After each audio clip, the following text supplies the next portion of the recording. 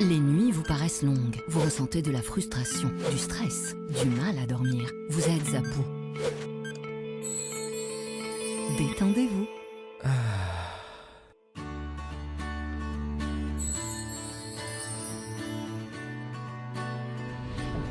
Réduction du temps d'endormissement, diminution des réveils nocturnes, relaxation. Une bonne nuit, ce n'est plus un rêve. Ce produit est un complément alimentaire sans dépendance disponible en pharmacie. N'hésitez pas à demander conseil à votre pharmacien. Mérinal, notre priorité, la qualité.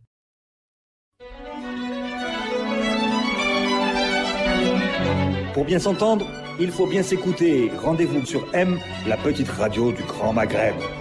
Amis auditeurs de Radio M, bonjour. Nous sommes dans le Café Presse Politique, comme tous les mercredis, le Café Presse Politique, l'émission que présente Khaled Rani, l'émission qui est présentée par un journaliste aujourd'hui détenu. Évidemment, nous l'évoquerons à chaque fois dans cette émission et tant qu'il n'aura pas été libéré, la campagne va se poursuivre pour lui et pour les autres journalistes détenus. C'est un des thèmes de ce numéro qui se tient exceptionnellement à 9h45 le matin pour cause de couvre-feu à 15h. Donc vous allez découvrir cette émission d'ailleurs dans les conditions du direct à 18h parce qu'on veut revenir à l'horaire habituel. On aurait souhaité pouvoir la faire en direct en milieu d'après-midi, mais nous n'avons toujours pas à Radio M obtenu les laissez-passer. Ce n'est pas faute de les avoir demandés très tôt, dès jeudi dernier. La wilaya d'Alger ne nous a toujours pas délivré. Bon, à ce stade-là, on ne va pas dire qu'il y a une démarche sélective. Je sais qu'il y a des confrères dans la presse écrite qui ont obtenu leur laissez-passer pour leurs équipes. Nous avons une équipe technique. Nous produisons des contenus qui sont liés d'ailleurs à la crise sanitaire tous les jours. Tout à l'heure, il y aura en direct l'antenne ouverte aux auditeurs pour Maranash Sektin, une émission qui parle de la situation et du confinement. Et donc, Radio 1 prend sa part de responsabilité dans l'élan de solidarité autour de la crise sanitaire. Mais les pouvoirs publics ont du mal à nous délivrer les laissez-passer qui nous permettraient d'avoir des conditions de travail intantinées, normales, et dans le cadre faute de ces conditions normales, nous sommes obligés de quitter les locaux à 13h30 pour permettre à toutes les équipes de rejoindre leur domicile avant le cut de 15h. J'espère que nous pourrons obtenir ces laissez-passer en temps et en lieu. Ce serait très très bienvenu. Aujourd'hui, pour nous accompagner dans ce numéro, nous avons le plaisir d'accueillir Chérif Idriss, politologue. Je te laisse dire un mot, parce que tu es un peu touche-à-tout, Chérif Idriss, militant présent dans le mouvement civil d'une certaine façon, analyste de la situation universitaire. Avant toute chose, merci pour l'invitation. Pour me présenter, je suis politologue. Je fais le Hera comme beaucoup d'Algériens. Et je considère que c'est un devoir citoyen et on a un devoir envers ce pays.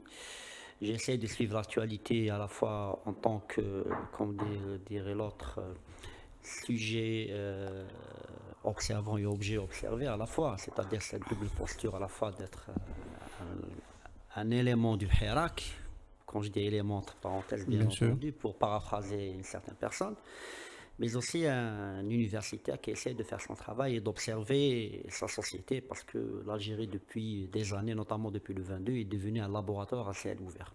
On a la chance de t'avoir avec nous et d'avoir cette possibilité de prendre un peu de recul, le confinement aidant, pour essayer d'analyser l'évolution de la situation. Chérif Idriss, qui est déjà venu à Radio M dans l'espace 5 sur 5, je crois, et pour la première fois au Café Presse Politique. Tout à fait. Marhaba bik, Zoher Aberkan, bonjour.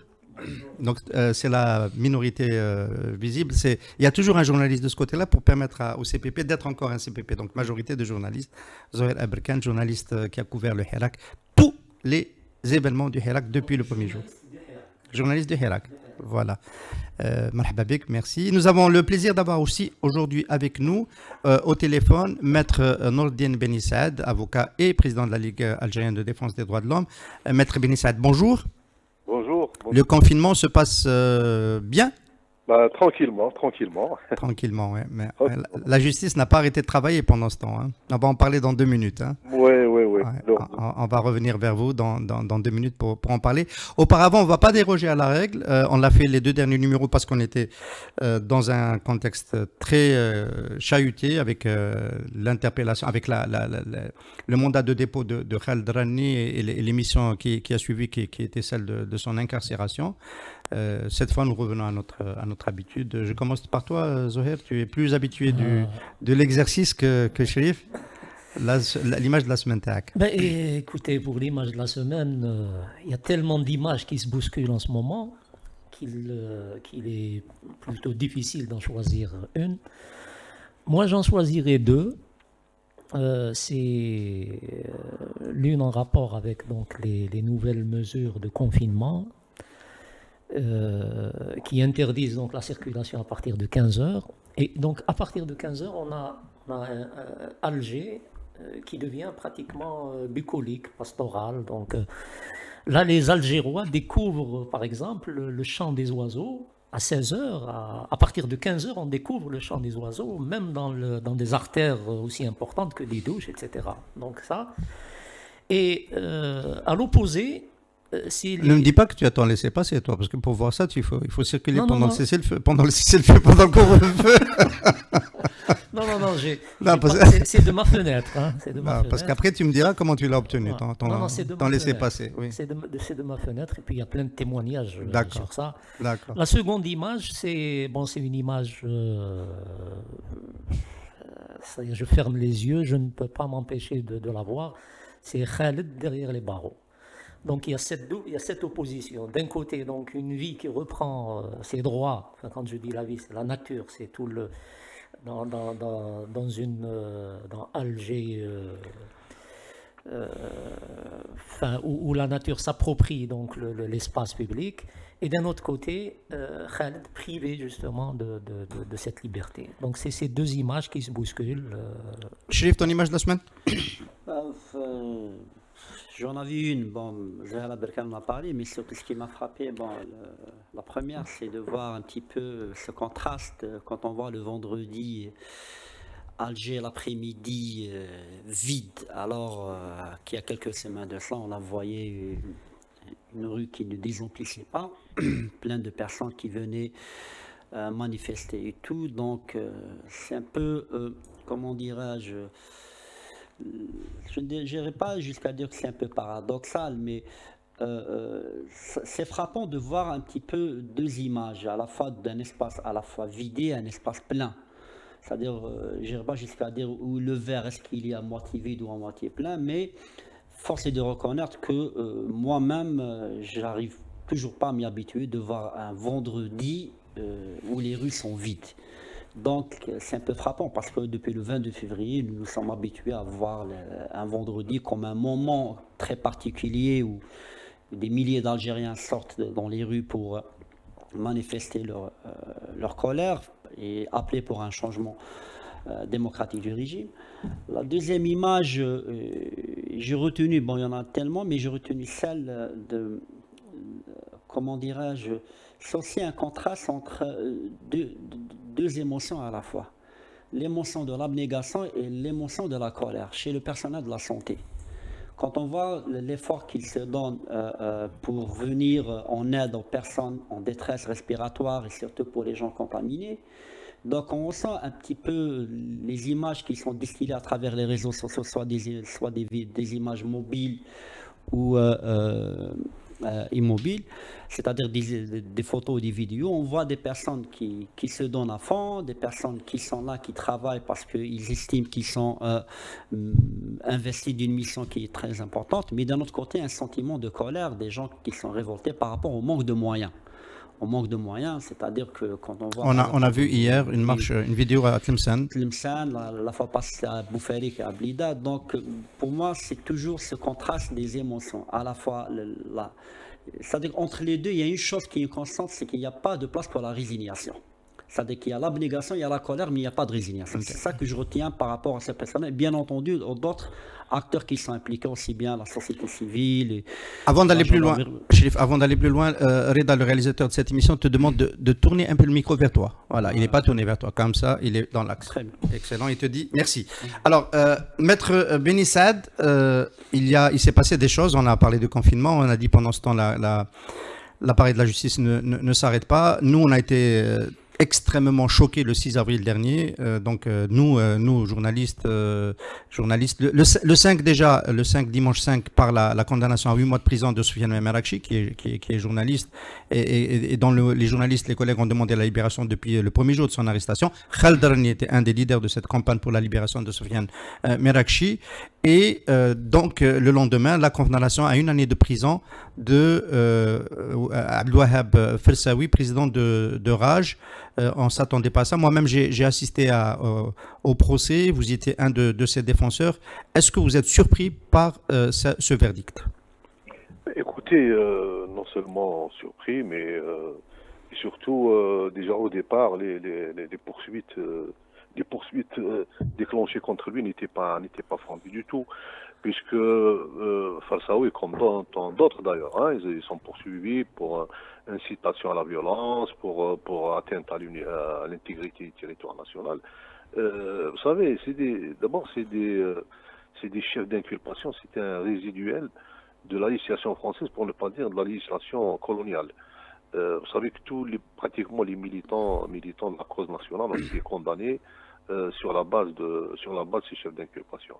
Et on a oublié donc de constater que la législation française a évolué. C'est des chefs d'accusation qui n'existent plus dans le corpus pénal français. L'Algérie aussi, on a oublié qu'elle est indépendante depuis 1962. Elle a eu des constitutions, elle a ratifié pratiquement toutes les conventions internationales sur les droits de l'homme. Et malgré tout, le résiduel de cette législation coloniale existe toujours dans le code pénal. Alors, pour rester, Maître Beni Saad, sur le cas de Fersaoui, nous, on était plutôt optimistes, les observateurs. Moi, je dois dire, pour être transparent avec nos amis auditeurs, que Wahab Fersaoui est un camarade avec lequel j'ai milité toute cette année 2019 dans le cadre du collectif de la société civile pour le changement démocratique, et donc je le connais très très bien.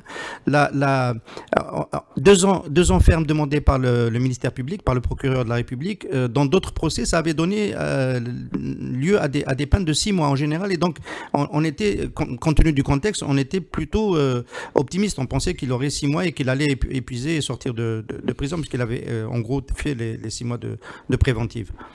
Oui, il y a eu d'autres militants aussi qui ont été poursuivis pour pratiquement les mêmes chefs d'inculpation, qui ont été relaxés.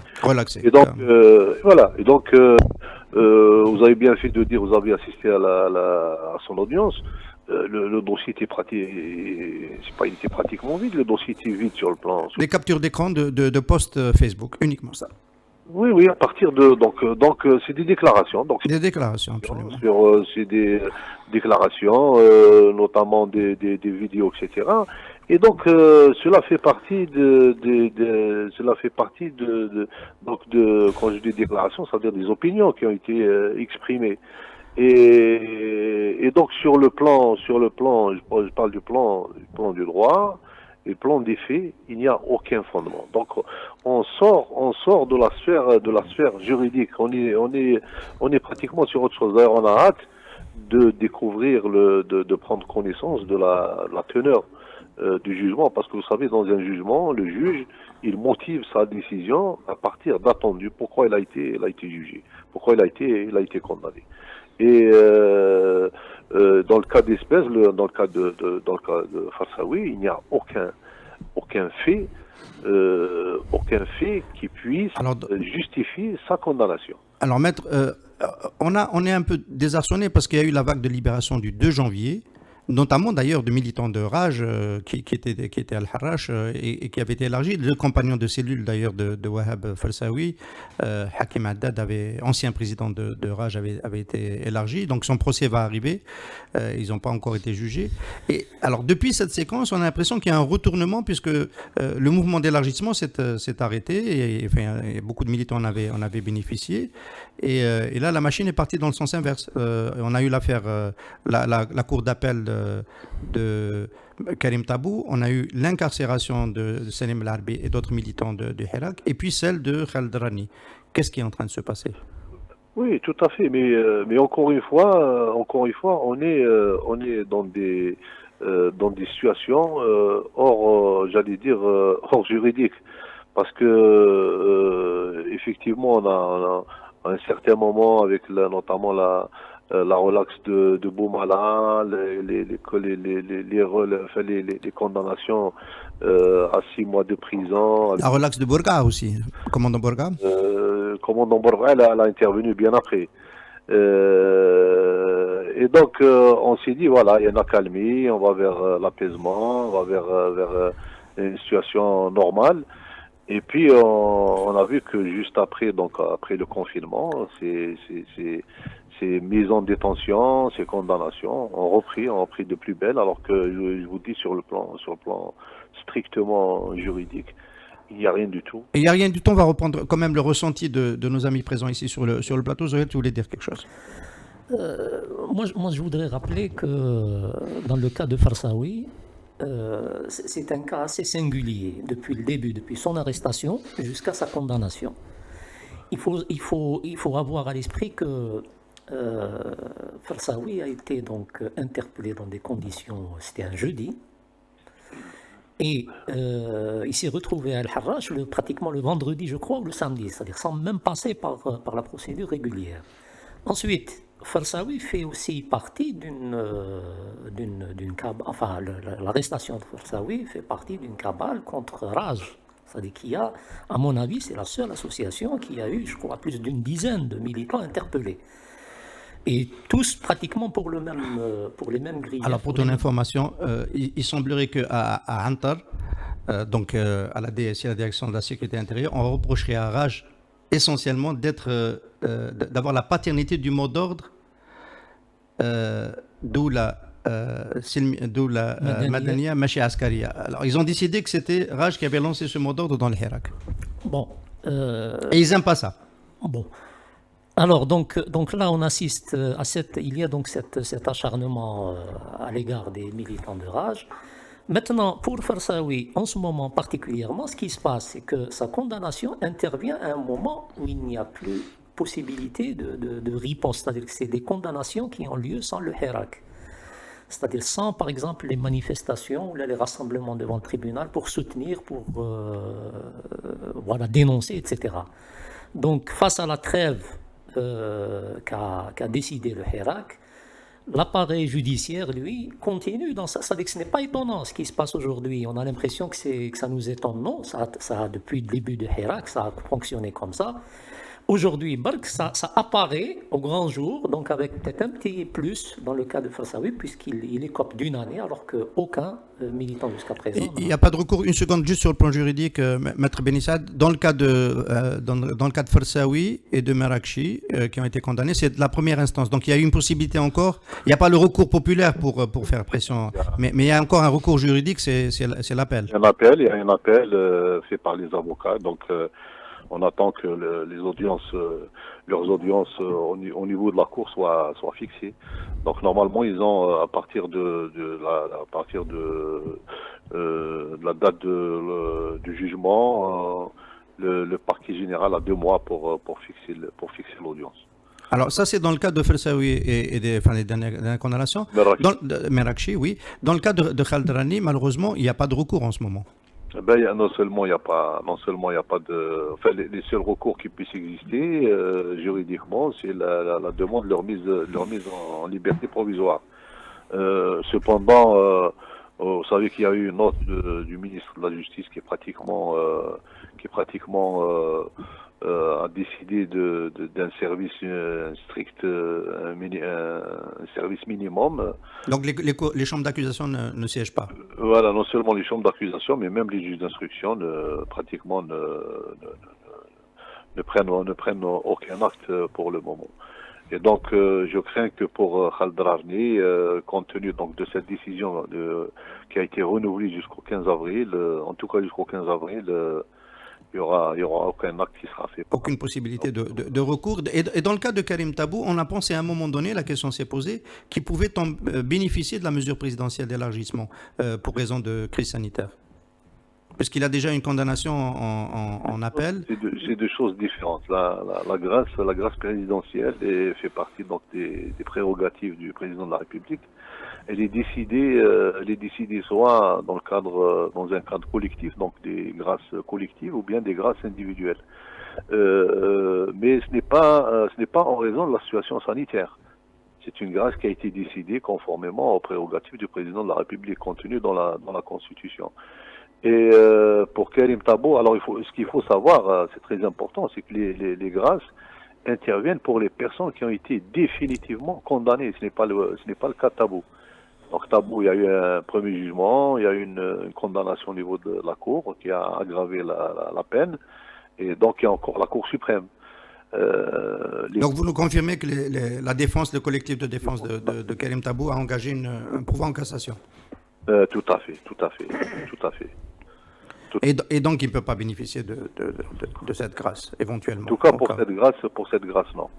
Et ce qui m'a frappé encore dans le décret présidentiel, c'est qu'on on a exclu un certain nombre de personnes qui ont été condamnées, notamment pour les affaires de drogue, les affaires de corruption. Et ce qui m'a frappé, c'est le mot trahison. Et vous savez que, par exemple, Karim Tabou a été condamné pour atteinte à l'intégrité du territoire national.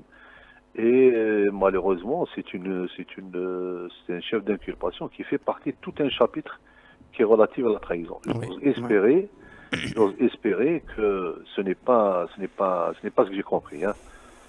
Oui. Enfin oui, mais on peut comprendre clairement que en fait c'est une manière d'exclure les militants du Hirak. Oui, si tu permets, cette mesure d'élargissement des détenus, je pense qu'elle obéit à une logique qui n'existe pas uniquement chez nous. Par exemple, vous prenez le cas de l'Iran qui a libéré beaucoup plus de détenus que ce qu'a libéré l'Algérie, sauf ceux qui ont participé à des manifestations gouvernementales en Iran. Donc, oui. Il faut pas se tromper sur ça. Voilà. Je voulais quand même peut-être poser une dernière question de procédure. On a appris hier, je ne sais pas si c'est confirmé, je crois que c'est le Soir d'Algérie qui l'a posté le premier, le décès d'un premier détenu, ce serait à Koléa, et ce serait quelqu'un qui a été arrêté dans le cadre des enquêtes pour le Fassad, donc en 2019, un proche de l'ancien ministre de la Solidarité, Jamal Ould Abbas. Il serait décédé des suites du Covid qu'il a contracté en détention. Maître Benissat, est-ce que les familles peuvent devenir partie civile dans un cas comme ça, contre l'appareil pénitentiaire? Bien sûr, bien entendu. Et bien entendu, toute personne qui pense avoir subi un préjudice peut porter plainte et se porter partie civile. Mais je voudrais dire juste un mot à ce propos. Oui. Non seulement il y a des pays qui libèrent leurs détenus en raison du coronavirus, donc de peur qu'il y ait une propagation, parce que les prisons, c'est des terreaux très favorables à la propagation du coronavirus.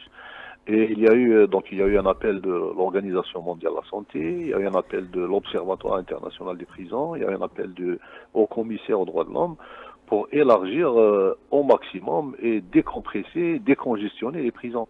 Vous savez que par exemple en Algérie, nous sommes loin des normes internationales. Les normes internationales en matière de détenus, c'est 11,5 mètres carrés pour chaque détenu. Et aujourd'hui en Algérie, on est à 1,5 mètres carrés. Et donc, vous voyez un peu déjà en temps normal, il fallait déjà faire des réformes en matière de prison. Mais aujourd'hui, la situation sanitaire veut qu'il y ait des mesures pour justement décongestionner les prisons et aller vers la protection des prisonniers, notamment les détenus. Je vais vous dire, les détenus d'opinion n'ont rien à faire dans les prisons. Il faut immédiatement les libérer. Les personnes âgées, les personnes vulnérables, les personnes malades. Voilà, donc, Maître, est-ce que la Ligue des droits de l'homme a interpellé le gouvernement, et au niveau international, est-ce qu'il y a une interpellation du gouvernement sur ces questions-là? Parce que là, on sait que bien sûr, la Ligue, elle a déjà fait nous avons déjà fait une déclaration il y a déjà 15 jours de ça pour demander à ce que des mesures soient prises en direction de ces personnes détenues, notamment comme je vous dis, les détenus les détenus d'opinion, et bien évidemment les personnes vulnérables, les personnes âgées, les personnes malades. Alors, Chérif Idriss, l'arrivée de Tebboune fin décembre, mi-décembre 2019, des mesures d'élargissement, on vient d'en parler. Le 2 janvier, libération un peu spectaculaire par téléphone, hein, on ne va pas s'en cacher, d'une partie des militants du Hirak. On s'est dit, il met en route un agenda de main tendue vers le mouvement populaire. Et puis, ça s'arrête. Par exemple, dans le cas de Fersaoui, il était sur la liste des libérables. Hein. Le 2 janvier, la dernière minute, il y a eu un changement. Donc, on a gardé le président de Raj, on a libéré ses camarades de l'association. Donc, ça s'est temporisé. Bon. Et puis, il y a un retour en arrière avec de nouveau Samir Blahbi qui revient en prison, l'arrestation de journalistes, Khaled Drani, la condamnation lourde de Fersaoui, des interpellations, on va en dire un mot tout à l'heure, de militants du Hirak. Qu'est-ce qu'il est en train de se passer? Est-ce que c'est la crise sanitaire qui change l'agenda, ou est-ce que c'est Tebboune qui a perdu la main, ou est-ce que c'était dès le départ un stratagème de Abdelmadjid Tebboune? En fait, il faudrait préciser au préalable que Abdelmadjid Tebboune, en tant que président de la République, il vient tout en sachant lui-même, et je crois qu'il en est conscient, qu'avec une légitimité qu'on pourrait dire qu'elle est bancale, avec des élections qui étaient contestées, qui sont déroulées dans des conditions que tout le monde connaît. Lui, je crois qu'il est conscient du fait qu'il a besoin d'une seconde légitimité. Donc on peut interpréter en premier lieu les gestes qu'il a adressés, soit juste une fois lors de la conférence de presse à l'issue de la proclamation des résultats, et même par la suite dans son discours, comme une façon de dire finalement que je suis le président, mais j'ai besoin, c'est-à-dire d'adopter une nouvelle démarche pour m'imposer en tant que président, et d'un autre côté pour me relégitimer. Donc on peut interpréter les gestes qu'il a fait, ou le discours qu'il a adopté, comme on dirait un discours lignifiant, un discours apaisant, comme une certaine volonté de la part d'un président qui souffre d'un manque de légitimité, si on peut l'appeler ainsi. Donc c'est une façon de se repositionner. Ça, d'une part. Là, on parle du niveau de ce qu'on appelle du discours. Maintenant, au niveau de l'agir, de l'action. Ce qui peut paraître un petit peu paradoxal, c'est-à-dire que tantôt on entend des propos, si vous voulez, apaisants, des propos, si vous voulez, rassembleurs, mais d'un autre côté, sur le plan de l'action, dans certains cas, on voit le contraire. Les propos apaisants, Chérif, on n'entend plus beaucoup. Hein. On entend, bien sûr. La main tendue au Hirak, on n'a plus entendu. Hein. C'est-à-dire que, non, en fait, oui, il n'y a pas que cela. C'est-à-dire qu'il n'y a pas la main tendue au Hirak. D'ailleurs, quand il a reçu un panel de personnalités, elle a reçu des gens de l'opposition, mais d'un autre côté, elle a reçu des gens qui ont appelé pour le 5e mandat. C'est-à-dire ce qui a été considéré comme paradoxal. D'un autre côté, les gens attendent qu'il y ait vraiment quelque chose de consistant, quelque chose de concret, quelque chose d'audacieux, pour juger un président s'il veut vraiment aller de loin. Donc, apparemment, pour la feuille de route politique, considérons le contexte, c'est-à-dire que le soulèvement populaire est un soulèvement politique stricto sensu. Ce n'est pas un soulèvement pour des considérations, si vous voulez, très primaires, comme le logement, le chômage et tout. Donc on est dans un ton politique. Donc quand on dit politique, cela implique une feuille de route politique. La seule feuille de route politique qui existe maintenant, c'est la réforme de la Constitution. Il a engagé un comité d'experts, mais jusqu'à présent, on ne voit pas la feuille de route politique. Ça, Deuxième élément. Troisième élément, c'est quand on va par rapport à certaines actions, c'est-à-dire par rapport à la question des détenus.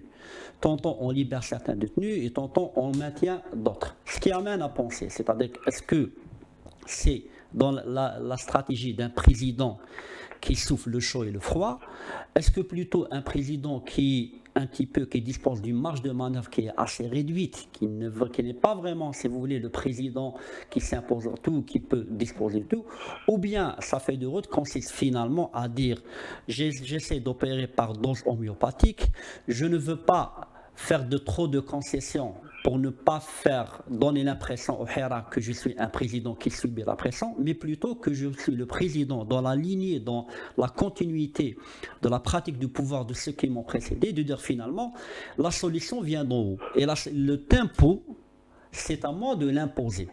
Donc là, en définitive, la seule constante, la seule tendance lourde qui se dégage, on est dans une pratique de pouvoir qui n'est pas différente de celle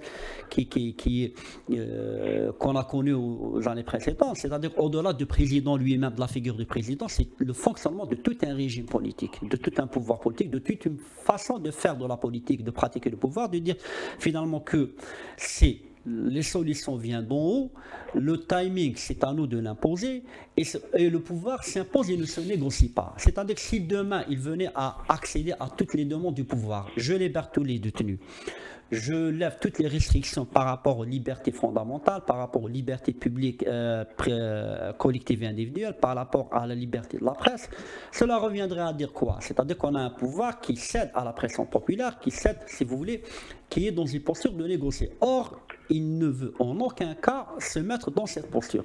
Donc je crois que tout ce qui se passe par rapport aux détenus, par rapport si vous voulez, c'est des marqueurs, c'est des indicateurs qui nous indiquent une tendance lourde, c'est la pratique du pouvoir en Algérie qui, jusqu'à présent, n'a pas fondamentalement changé. Alors, Zohair Aberkan, le tempo est donné d'en haut, la feuille de route ne doit pas être subie par le pouvoir et ne doit pas surtout être celle du mouvement populaire. Ça veut dire que rien n'a changé. Mais tout de même, sur la question des détenus, on pensait qu'il était possible qu'il y ait, pour apaiser au moins les esprits, qu'il y ait de ce point de vue-là un retour du curseur à la case zéro, libération des détenus, quitte à ne pas faire les autres réformes. Enfin les réformes, parce que libérer les détenus, c'est pas une réforme, c'était juste un préalable. Et de ce point de vue-là, on a le sentiment que finalement Tebboune n'est pas un homme sa volonté d'apaisement, elle est pour le moins inconsistante. Moi, je crois que, pour rester dans le même esprit de ce qu'a développé notre ami, je pense que la main tendue, moi j'ai toujours perçu la main tendue de Tebboune comme étant une main d'acier dans un gant de velours. Une main de fer dans un gant de velours. En fait, si on se souvient très bien, avec cette annonce-là, à l'époque, la répression vis-à-vis des militants et même des marches, par exemple, n'a pas diminué pour autant. Et je pense que cette main tendue a été définitivement balayée le 22 février. C'est-à-dire qu'on a essayé d'entretenir cette idée de main tendue parce qu'on craignait justement le premier anniversaire de Hirak. Et donc le 22 février, on a définitivement exclu cette option. Ce qu'il y a eu... Pourquoi Pourquoi? Parce que le mouvement populaire s'est montré plus menaçant. Parce que si vous vous rappelez très bien, quand il y a eu cette annonce, il y a eu un effet d'annonce lié à cette main tendue, ça a un peu semé le doute. Bien sûr, les gens ont voulu donner la possibilité au par contre, le Hirak a été intransigeant, c'est-à-dire dans sa majorité, les gens ont refusé et on est parti dans une démarche donc crescendo où on voyait la mobilisation s'accentuer, même si elle baissait peut-être dans le nombre de participants. Zohair Aberkan, tu es en train de nous dire que si Abdelmajid Tebboune s'est rangé finalement aux arguments du sécuritaire et de la main de fer, c'est la faute du Hirak qui n'a pas répondu à la main tendue. C'est ce que tu es en train de nous dire. Hein? Non, c'est-à-dire que le Hirak objectivement, il ne pouvait pas répondre à une main tendue dans les conditions où a été édictée justement cette proposition. Donc il attendait de voir. Bon. Il attendait le Milmous. Donc il y a eu on nous a un peu, disons, on a jeté quelques miettes, excusez-moi le mot, au Hirak, en libérant par exemple des détenus, 79 détenus, qui ont été, à mon avis, qui se sont révélés du point de vue du pouvoir contre-productif, c'est-à-dire cette libération, puisque ces gens-là ont réinvesti le Hirak, ils sont devenus des symboles de ce Hirak, et ils sont revenus à la charge, c'est-à-dire ils n'ont pas baissé les bras, au contraire, avec encore plus de volonté d'intervenir, d'agir, etc. On oublie aussi un contexte, c'est que dans l'histoire, il y a eu le décès inattendu de Gaït Salah, donc qui a changé aussi la donne. Finalement, on n'a pas compris comment ça a changé la donne. Parce qu'en fait, on pensait que ça allait changer la donne. Mais aujourd'hui, on réalise que ça n'a absolument rien changé.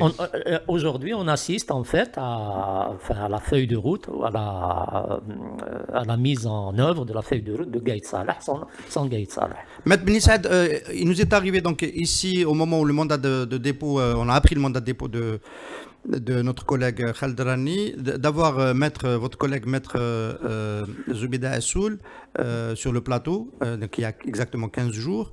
Et je lui ai posé la question de savoir est-ce que c'est pas Antal qui a pris la main sur l'appareil judiciaire, parce que la façon dont Karim Tabou a été condamné par la cour d'appel alors que le juge en première instance n'avait même pas signé les attendus, le premier jugement, on avait vraiment le sentiment que Antal avait pris la main sur au moins l'appareil judiciaire.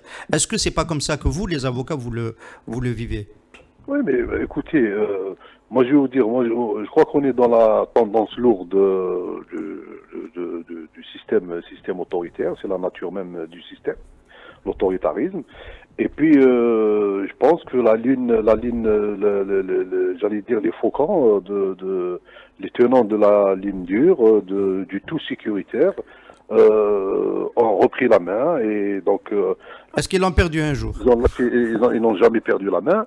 Et donc voilà, donc tant que ça continue comme ça veut dire que d'ailleurs vous l'avez bien dit dès le départ par l'appareil judiciaire, parce que vous savez même dans le régime du parti unique, c'est comme ça qu'on appelait le pouvoir judiciaire, donc l'appareil judiciaire, qui est un instrument donc de système autoritaire. Et donc tant que ça continue comme ça, tant que il n'y a pas de réforme profonde, notamment la séparation, l'équilibre des pouvoirs, tant qu'il n'y a pas de réforme profonde en matière de garantie constitutionnelle, garantie légale sur le Conseil supérieur de la magistrature, sur le statut du magistrat, etc. Et donc tant qu'il y a la même mise donc du pouvoir politique sur l'appareil judiciaire, ça va malheureusement continuer comme ça. Alors je vais rebondir sur cette notion de faucon pour me retourner vers Chérif Idriss. Est-ce que réellement on peut avancer et analyser avec une notion de hardliners et softliners? Le concept est de votre épouse Louisa Aid Hamadouche Idriss. L'été dernier, elle avait dit sous Gaït Salah qu'il y avait dans les débats que nous avions ici même au Café Presse Politique une tendance dure et une tendance soft dans la gestion du Hirak. Est-ce qu'aujourd'hui, à quoi ça correspond cette tendance, cette lecture, si elle existe d'ailleurs, et qui sont les protagonistes de chaque ligne? On peut prêter aux héritiers de Ahmed Gaït Salah, on va en dire un mot d'ailleurs, parce qu'il s'est passé des choses cette semaine dans l'ANP, d'être les continuateurs de la ligne dure. Et qui seraient les défenseurs d'une softliner, d'une ligne politique? On a pensé à un moment donné que ça pouvait être Abdel Medjid Tebboune, mais là on est obligé de déchanter. A priori, il faut s'entendre sur les concepts. Quand on entend par ligne dure, ce qu'on appelle hardliner, softliner, moi, je nuancerai un petit peu le propos en disant que, à savoir, il y a des colombes, il y a des faucons. Quand on parle si vous voulez, d'une division, d'une catégorisation, c'est-à-dire au sein d'un groupe, c'est toujours par analogie à d'autres contextes. Par exemple, quand on prend l'Égypte actuellement, quand on dit la ligne dure, c'est la ligne dure brutale et répressive. Nous, en Algérie, on n'en est pas. Indépendamment du fait qu'il y a eu des emprisonnements, des gens qui ont été envoyés injustement, qui ont été injustement... Est-ce que c'est parce que la volonté n'existe pas, ou est-ce que parce que le Hirak était jusque-là suffisamment fort pour empêcher cette ligne? C'est-à-dire qu'il y a à la fois, mon hypothèse, c'est qu'il y a la conjugaison de deux facteurs à la fois. Le facteur premier, c'est le hirak, la pression populaire, qui, je crois que si certains prévoyaient un petit peu un soulèvement, mais je crois qu'il faut être lucide et honnête et modeste dans la vie de dire que personne ne s'attendait qu'il y ait un déferlement populaire comme on l'a vu le 22 février. Donc cette pression populaire, je crois que ce déferlement a été un élément indispensable dans la façon dont, au sein du pouvoir, la manière de gérer. Donc je crois que quand on parle de la pratique du pouvoir, on dit la régulation. La politique, c'est la régulation. Et on régule de trois manières. Si je peux me permettre une petite digression, on régule par la violence à la fois physique et symbolique, on régule par la corruption et on régule par la rente. Le pouvoir algérien, il a essayé ces trois paramètres. La première, c'est la violence, elle a été essayée pendant les années 90, elle a été abandonnée, mais elle est pratiquée d'une autre manière, même si elle est symbolique. On en revient actuellement à une régulation à travers la corruption qui s'est transformée en prédation, avec tous les dégâts qu'elle a provoqués, et dont les déclinaisons, c'est les procès, les scandales de corruption, puis par la rente. Maintenant, par la gestion par la violence. Je crois qu'on est arrivé à une gestion par la violence, mais si vous voulez, ce n'est pas une gestion brutale, comme c'est le cas par exemple en Égypte, en Libye, en Syrie. Il y a un élément explicatif à mon sens, c'est qu'il faut comprendre le fonctionnement du pouvoir algérien. Le pouvoir algérien, il a toujours adopté le principe de la collégialité. C'est-à-dire qu'il y a un élément, il y a un acteur, il y a un président, mais le président ne gère pas lui seul. Le chef ne gère pas lui seul, il y a tout un groupe autour de lui. Et bien entendu, autour du groupe, il y a un consensus, il y a une solidarité du corps, mais il arrive parfois, il y a une divergence sur la méthode. Depuis le 22 février, à mon sens, dans l'appareil militaire et sécuritaire, il y a un consensus à la fois de s'opposer au 5e mandat, mais il y a, si je peux me permettre, depuis le 22 février. Avant le 22 février. Avant le 22 février, si je me permets, Ahmed Gaïd Salah a soutenu le 5e mandat. Il a soutenu le 5e mandat, mais je ne pense pas que, à mon hypothèse, que tout le monde était d'accord avec cette option. Tout le monde était d'accord avec cette option. C'est-à-dire qu'il y a une solidarité du corps, mais il y a parfois des espaces de divergence et de contradiction, tout en gardant l'esprit du corps et la cohésion.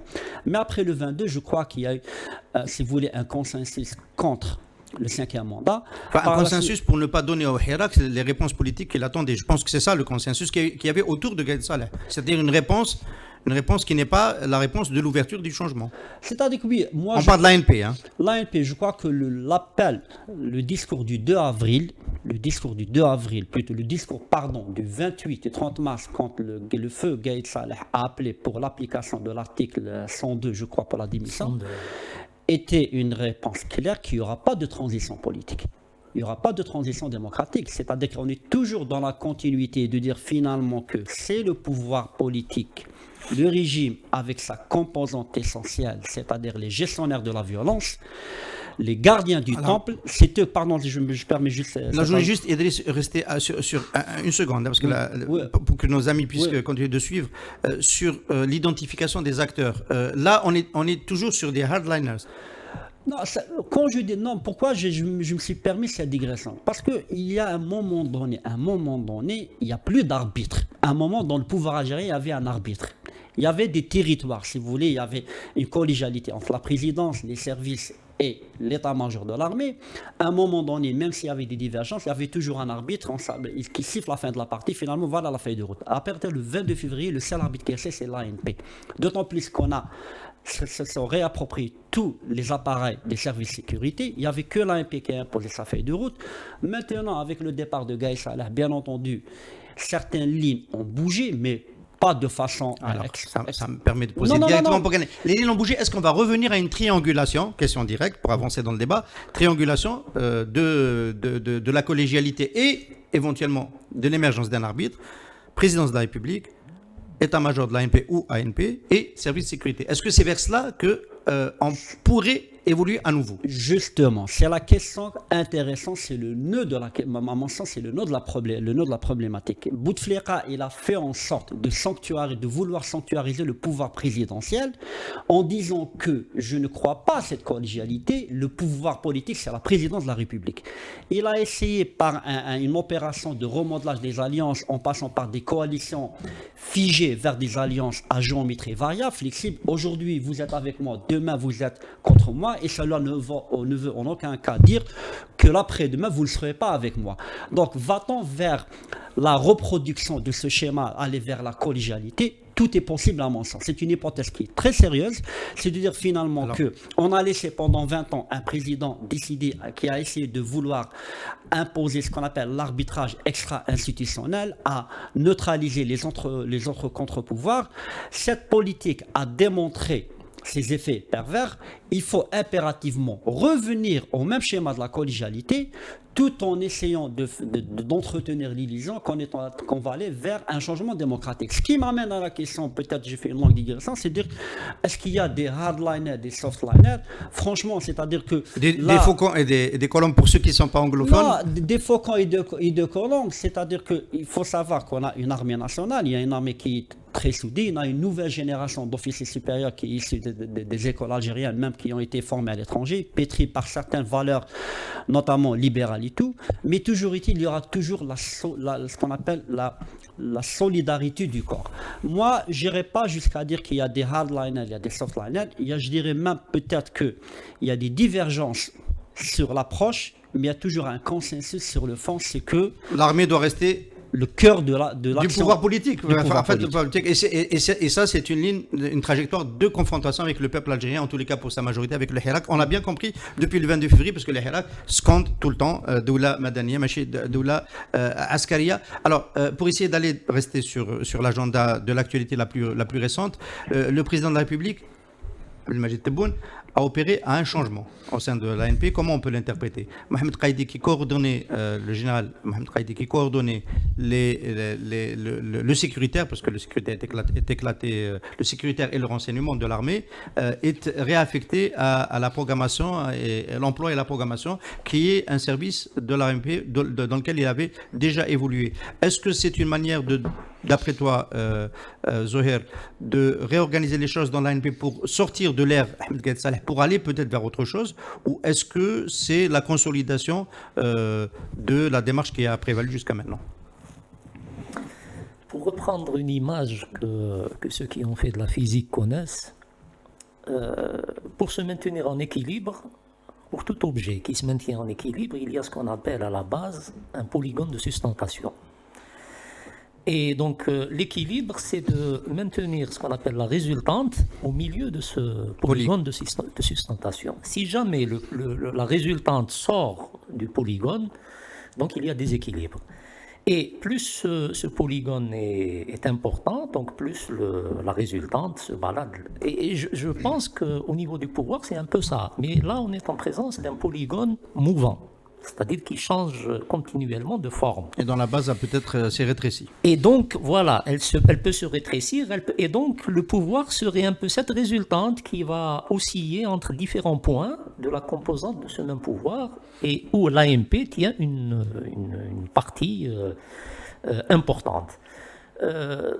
Il faudrait peut-être, à mon avis, être dans le secret des dieux pour connaître véritablement les raisons. Exemple, on peut imaginer que Mohamed Qaïdi faisait partie, parce qu'on s'est toujours posé la question, nous les journalistes, ici au Café Presse Politique, de savoir quelle était cette branche de l'ANP qui a essayé de vendre à l'opinion la candidature de Mihoubi au détriment de la candidature de Abdelmajid Tebboune.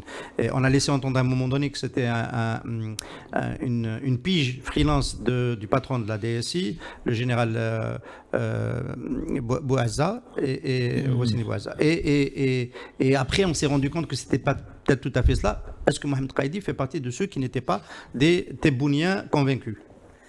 On ne sait pas. Personnellement, je n'en sais rien. Maintenant, moi, ce que je sais, c'est qu'il y a une recherche permanente donc, de cet équilibre, de ce fameux équilibre entre ces forces. Je ne pense pas qu'il y ait des gens qui sont fondamentalement et entièrement contre Tebboune. comme des gens qui pourraient éventuellement le soutenir totalement, mais il y a un rapport de force qui est là, donc il faut...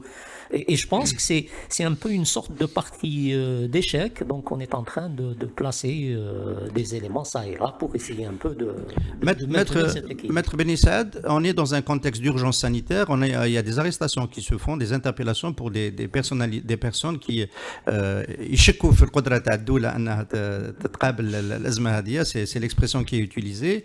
Est-ce que ce contexte-là, du point de vue du droit, évidemment, il pose problème, mais à la fin de cette crise sanitaire, est-ce que c'est pas quelque chose qui va renforcer l'autorité du président, parce que Chérif a parlé d'une relégitimation, d'une nécessité de légitimation, parce que évidemment le 12-12 ne permet pas à Tebboune de réclamer une légitimité.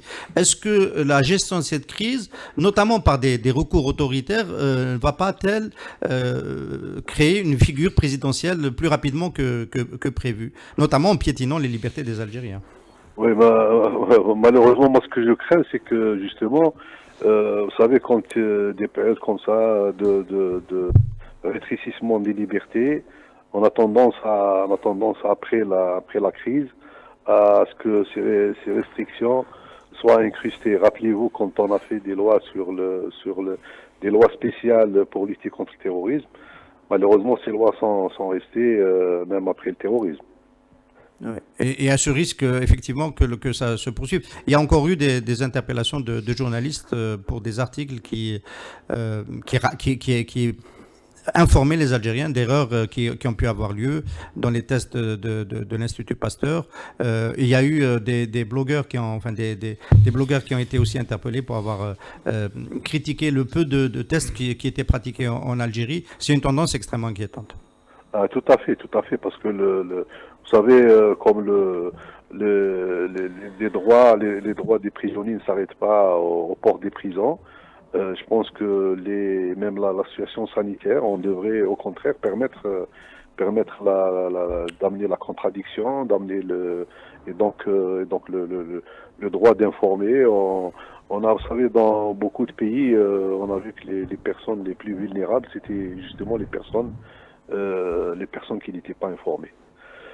Oui, c'est le cas. Alors, l'agenda politique, on va finir cette émission sur l'agenda politique de Abdelmadjid Tebboune.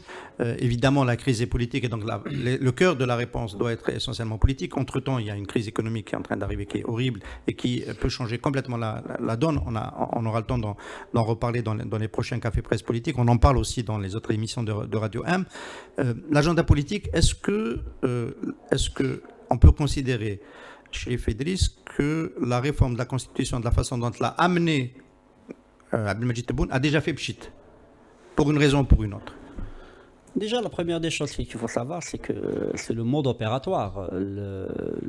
Certains évoquaient qu'en quoi c'est une procédure qui est tout à fait normale. Dans certaines expériences de transition démocratique, on a eu recours à ce genre de procédé, à savoir que le président qui a été élu désigne un collège d'experts. Oui, mais il faudrait savoir aussi que ce collège d'experts, généralement, vient à l'issue d'un travail de consensus. C'est-à-dire qu'il eût été plus judicieux, à mon sens, politiquement, que le président Tebboune engage des consultations, c'est-à-dire dans une démarche inclusive, consulter toute la classe politique, notamment, quand je dis la classe, notamment les gens du Hirak, les militants, plutôt les gens de la classe politique, la société civile, pour parler de la modalité. Ça, d'une part. D'autre part, à mon sens, le vrai problème n'est pas tant le collège d'experts que ce qui viendra par la suite. C'est-à-dire que même si le collège d'experts va pondre une feuille, c'est-à-dire un premier draft, ce qu'on appelle un texte de constitution qui soit les plus démocratiques, les plus avant-gardistes, mais la question qui va se poser, c'est son application. On a eu des textes par la suite, auparavant, mais par la suite, quand certaines personnes sont arrivées au pouvoir, ils les ont piétinés. Donc, actuellement, il y a la crise sanitaire qui devient la première urgence pour l'État, qui a imposé à ce qu'on mette au congélateur un petit peu le ton politique des réformes. Bien entendu, parce que le plus grand défi, à mon sens pour l'instant, c'est que la gestion de la crise sanitaire pourrait être rentabilisée politiquement. Si et on l'espère tous, bien entendu, qu'on n'arrive pas à atteindre à des taux vraiment inquiétants de contamination et même de décès. On espère, là je parle en tant que citoyen, on espère tous en tant qu'Algérien qu'on n'arrive pas à un stade de voir des milliers de morts comme cela se passe dans notre pays. Si la gestion, c'est-à-dire de cette crise sanitaire, démontre ses limites, bien entendu, il y aura des répercussions politiques sur le président. Et peut-être même il y aura une remise en cause de certains de ses choix. Cela va-t-il impacter négativement sa gouvernance? Je crois qu'il est trop tôt pour le savoir, mais ce qu'on pourrait avancer comme piste, c'est que si mauvaise gestion il y a, bien entendu, si cette gestion n'est pas vraiment gérée de façon, on ne met pas tous les moyens nécessaires, qu'il y aurait malheureusement, et ça on ne l'espère pas, un temps de pandémie qui atteint un certain seuil, il y aura forcément des conséquences politiques. Maintenant, pour ce qui est un autre aspect qui est très important, pour revenir à ce qui a été dit tout à l'heure, question de rapport de force, les équilibres des forces au sein du pouvoir. Et là, actuellement, on est dans une situation un peu paradoxale, c'est qu'il y a trop d'informations, mais trop d'informations ne donne pas une lisibilité. On ne sait pas réellement qui est avec qui. Qui sont un petit peu les coalitions au sein de ce pouvoir. Tel limogeage ou telle nomination obéissent-elles à une nouvelle logique de rapport de force ou plutôt à une nouvelle logique de redistribution clientélaire du pouvoir. Donc c'est la raison pour laquelle on est toujours, ce qui m'amène à dire au final, in fine, c'est qu'on est toujours dans une continuité, c'est-à-dire que beaucoup de choses n'ont pas changé. Certaines lignes ont bougé, certes, mais certaines lignes au sein du pouvoir par rapport à des aménagements, à des changements. Mais la quintessence elle-même, la pratique du pouvoir n'a pas changé fondamentalement. Super, mais... Oui, on arrive sur la fin, oui. Moi, juste un détail, par rapport à ce que vous avez évoqué sur l'éventuelle participation de Hirak ou le fait d'être associé donc à la démarche du pouvoir. Je pense que le Hirak n'aurait jamais accepté. Il ne l'a jamais accepté dans la mesure où, par rapport à la Constitution, par exemple, il y avait des slogans qui étaient très clairs. C'était l'histoire de le problème, c'est نتاع الشرعية ماهوش le mouvement populaire ne reconnaissait pas l'initiative constitutionnelle au voilà. président. Bon, ça c'est juste pour apporter cette clarification. Maintenant, aujourd'hui, je crois qu'il y a quelque chose d'important c'est-à-dire que le Hirak s'est investi corps et âme dans l'action de solidarité, un peu partout à travers le pays. C'est des éléments du Hirak, c'est des militants du Hirak qui mènent les actions de solidarité, de distribution aussi, que ce soit à Tlemcen, que ce soit ici à Alger, que ce soit sur Blida, etc. Et donc ça, c'est très positif. Donc ça, face à l'acharnement donc du système judiciaire, l'acharnement du pouvoir, on est dictant des règles et des lois. Par exemple, qui m'a la toute dernière, c'est 3000 dinars, 6000 dinars de trucs et 3 jours c'est une garde à vue qui ne dit pas son nom, 3 jours d'emprisonnement pour les gens, les récalcitrants. Donc face à ça, il y a quand même une continuité. Maintenant, dans les faits, je crois que la situation actuelle, ce que le pouvoir peut-être n'a pas saisi, c'est que le temps joue contre lui. On a l'impression, du moins le pouvoir, je pense qu'il a l'impression qu'il a tous les atouts en main, sauf celui du temps. C'est-à-dire que plus cette crise va durer, et moins ça sera profitable. Donc, il y en a même qui ont dit que le temps jouait contre le Hirak avant la crise sanitaire, mais que depuis ça a changé effectivement. Si tu permets, donc rapidement, parce qu'il y a une émission derrière. Voilà. Donc moi je crois que là aujourd'hui il est très important face à l'urgence, face au danger qui nous guette. C'est-à-dire que si on pouvait un peu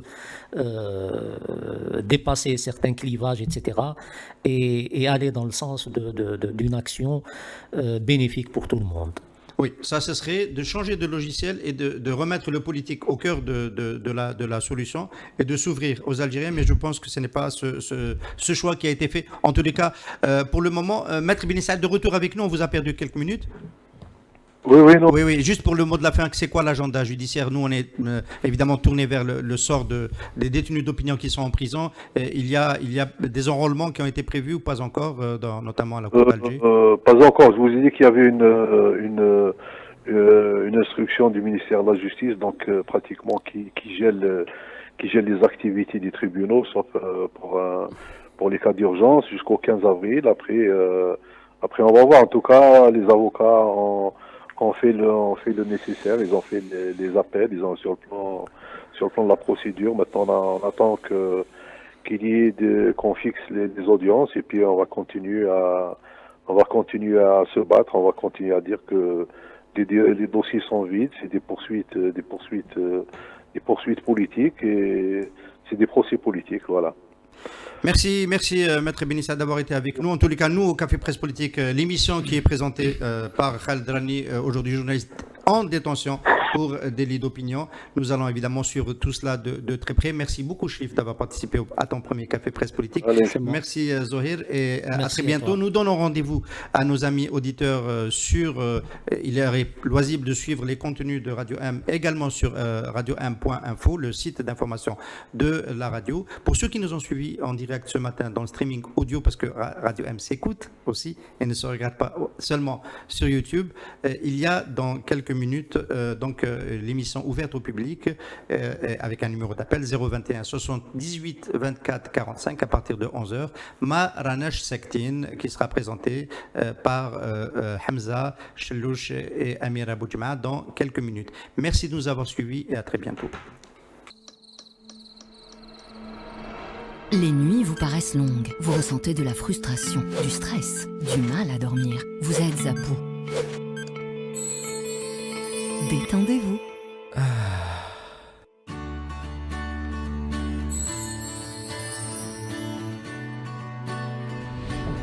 Réduction du temps d'endormissement, diminution des réveils nocturnes, relaxation. Une bonne nuit, ce n'est plus un rêve.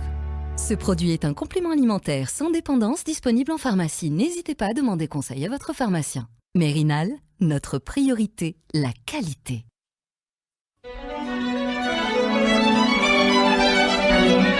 Pour bien s'entendre, il faut bien s'écouter. Rendez-vous sur M, la petite radio du Grand Maghreb.